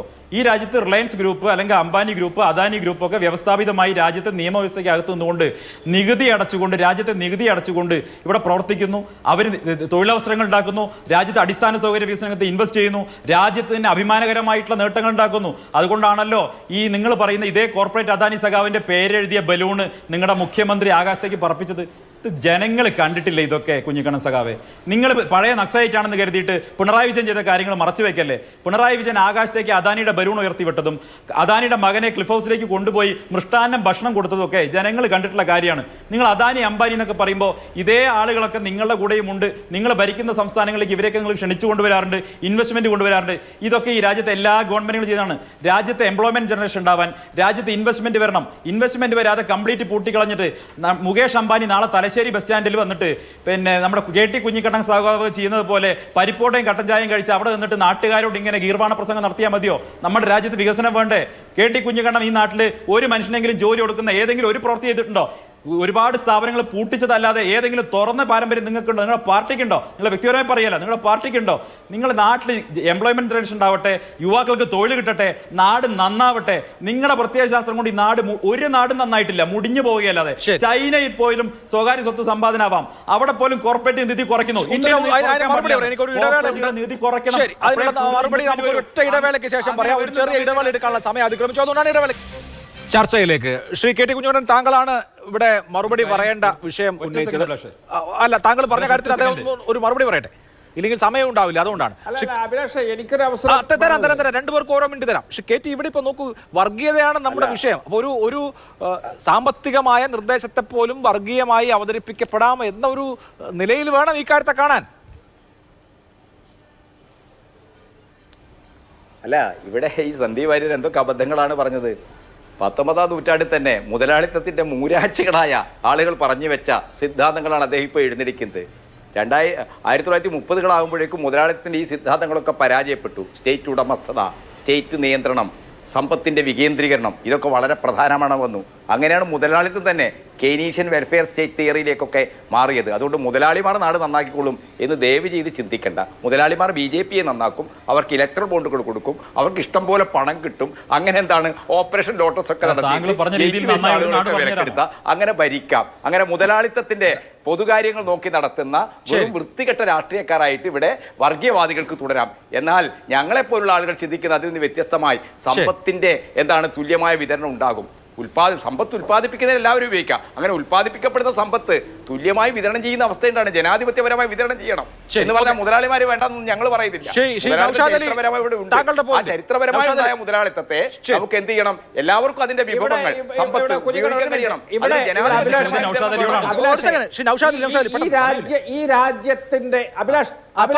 അഭിലാഷ്, ഈ രാജ്യത്തിന്റെ സമ്പത്തിന്റെ 60% 1% ആളുകളിൽ കേന്ദ്രീകരിച്ച് നിൽക്കുന്നു. ഈ രാജ്യത്ത് മുതലാളിമാർക്കും കോർപ്പറേറ്റുകൾക്കും 16 ലക്ഷം കോടി രൂപയുടെ കടം എഴുതി തള്ളിക്കൊടുക്കുന്നു. ഈ രാജ്യത്ത് പ്രതിവർഷം 10,000-ത്തിലധികം MSMEകൾ പൂട്ടിക്കെട്ടുന്നു. ചെറുകിട മേഖല പൂർണ്ണമായിട്ട് അവസാനിപ്പിക്കപ്പെടുന്നു. എല്ലാം കുത്തകവൽക്കരണമാകുന്നു. രാജ്യത്തിന്റെ പൊതുസ്വത്ത് ത്രോ അവേ പ്രൈസിന് കുത്തകകൾ കൊണ്ടുപോകുന്നു. ബാങ്കിലെ പണം മുഴുവൻ കുത്തകകൾക്ക് ഉപാധിരഹിതമായി വായ്പ കൊടുക്കുന്നു. ബാങ്കിന്റെ ഓഹരികൾ കുത്തകകൾ വാങ്ങിക്കൊണ്ടുപോകുന്നു. അങ്ങനെ ഈ രാജ്യം മുന്നോട്ട് പോകുമ്പോൾ ഇവിടെ പട്ടിണി 40 കോടി ആളുകൾക്ക് 2 നേരത്തെ ഭക്ഷണം ഈ രാജ്യത്തില്ല. 25 കോടി ആളുകൾ മുഴുപട്ടിണിയാണ്. തൊഴിലില്ലായ്മ 40 കൊല്ലത്തെ ചരിത്രത്തിൽ ഏറ്റവും ഉയർന്ന തലത്തിലാണ്. അത്തരത്തിൽ ഈ രാജ്യം നരകമാക്കി BJP മുന്നോട്ട് കൊണ്ടുപോകുമ്പോൾ ഈ കുത്തകവൽക്കരണം അനുവദിക്കുകയില്ല, എല്ലാവർക്കും അവസരമുണ്ടാകും എന്നാണ് കോൺഗ്രസ് പറഞ്ഞു വെച്ചത്. അതിനോടൊപ്പം ഈ രാജ്യത്തെ ജനങ്ങളുണ്ടാകും. അതുകൊണ്ടാണ് അവർ വർഗീയവൽക്കരിച്ചുകൊണ്ട് വിഷയത്തെ വ്യതിചലിപ്പിച്ചു കൊണ്ടുപോകുന്നത്. അത് മുസ്ലിങ്ങൾക്ക് കൊടുക്കുമെന്ന മട്ടിലാക്കിയാൽ വർഗീയത ആവുമെന്നാണ് മോദിയും BJPയും ഒക്കെ അറിഞ്ഞിരിക്കുക അവരുടെ ആഗ്രഹം, അല്ലെങ്കിൽ അവർ അങ്ങനെയാണ് അവരുടെ ചിന്ത. ഏതായാലും അത് നമുക്ക് കാത്തിരിക്കാം. എന്തായാലും ഇലക്ഷനിൽ എന്തൊക്കെ വരും എന്നൊക്കെ ഉള്ളത് കാത്തിരുന്ന് കാണാം. വളരെ നന്ദി 3 പേർക്കും. സൂപ്പർ പ്രൈം ടൈം അവസാനിക്കുന്നു. നമസ്കാരം.